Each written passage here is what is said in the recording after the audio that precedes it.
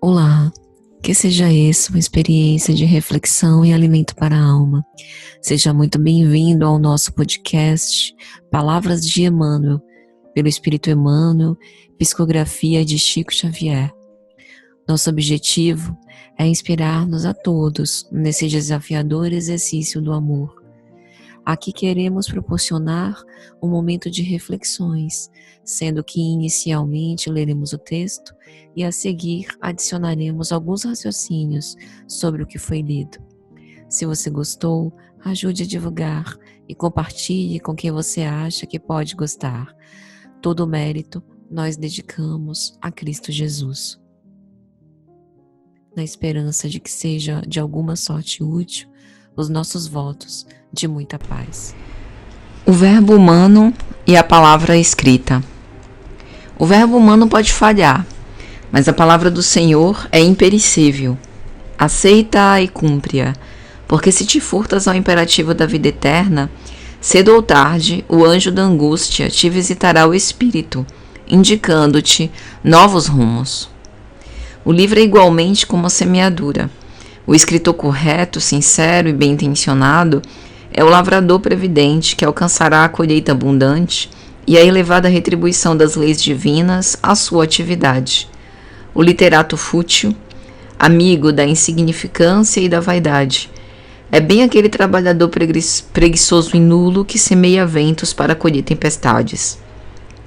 E o homem de inteligência que vende a sua pena, a sua opinião e o seu pensamento, no mercado da calúnia, do interesse, da ambição e da maldade, é o agricultor criminoso, que humilha as possibilidades generosas da terra, que rouba os vizinhos, que não planta e não permite o desenvolvimento da semeadura alheia, cultivando espinhos e agravando responsabilidades, pelas quais responderá um dia, quando houver despido a indumentária do mundo, para comparecer ante as verdades do infinito.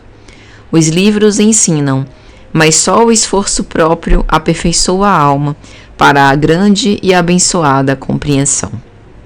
A palavra é um dom divino, quando acompanhada dos atos que a testemunhem, e é através de seus caracteres falados ou escritos que o homem recebe o patrimônio de experiências sagradas de quantos o antecederam no mecanismo evolutivo das civilizações.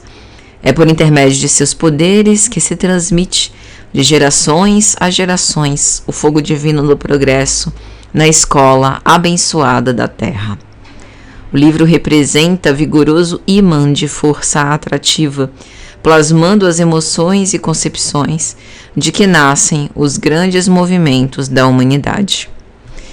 Nós vemos nessas palavras de Emmanuel a força da palavra, seja ela falada ou escrita.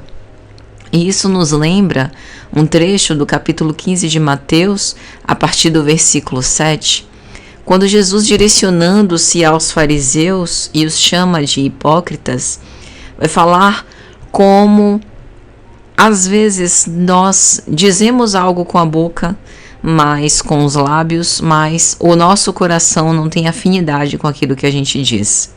Vai dizer Jesus: bem profetizou Isaías a vosso respeito. Esse povo se aproxima de mim com a sua boca e me honra com seus lábios, mas seu coração está longe de mim. Em vão me adoram, ensinando doutrinas que são preceitos dos homens. Ouvi e entendei. O que contamina o homem não é o que entra na boca, mas o que sai da boca. Isso é o que contamina o homem. Ou seja, o que sai da boca procede do coração, porque do coração procedem os maus pensamentos, mortes, adultérios, furtos, falsos testemunhos e blasfêmias. Na época, os fariseus estavam considerando como ponto de discussão, de divergência, o fato de mãos não lavadas para comer. E a reflexão que Jesus fazia é que talvez esses aspectos do rito, não obstante a sua importância simbólica, talvez não necessariamente tenham maior importância do que o comprometimento pelo coração, o fato de sinceramente abraçar, na ordem dos sentimentos, a filosofia moral do Cristo e, em especial, o cumprimento das leis divinas. Então, por vezes, exteriormente, a gente aparenta uma situação, mas interiormente a nossa realidade é outra. E do que adianta se faltamos com a sinceridade, desses propósitos? E em O Evangelho segundo o Espiritismo, no capítulo 8, no item 10, é interessante porque Kardec vai colocar esse trecho do Evangelho no item que ele intitula Verdadeira Pureza e Mãos Não Lavadas, e no item 10 ele vai fazer o seguinte comentário: como era mais fácil observar a prática dos atos exteriores do que se reformar moralmente, mais fácil lavar as mãos do que limpar o coração, os homens se iludiam a si mesmos, acreditando-se quites com a justiça de Deus, porque se habituavam a essas práticas e continuavam como eram, sem se modificarem, pois lhe ensinavam que Deus não exigia nada mais. Eis porque o profeta Isaías dizia: é em vão que esse povo me honra com os lábios, ensinando máximas e mandamentos dos homens. Então, é sempre oportuno, nós que somos aprendizes do Evangelho, que nos colocamos sinceramente como discípulos do Cristo, tentando viver o Evangelho na medida das nossas possibilidades, que a gente sempre se questione nos momentos decisivos da nossa marcha, qual a semelhança que ainda guardamos com os fariseus, a fim de não repetirmos essa hipocrisia. Então, meus amigos, é mais ou menos isso, na esperança de que tenha sido de alguma sorte útil os nossos votos de muita paz. Um grande abraço a todos e até a próxima, se Jesus assim permitir.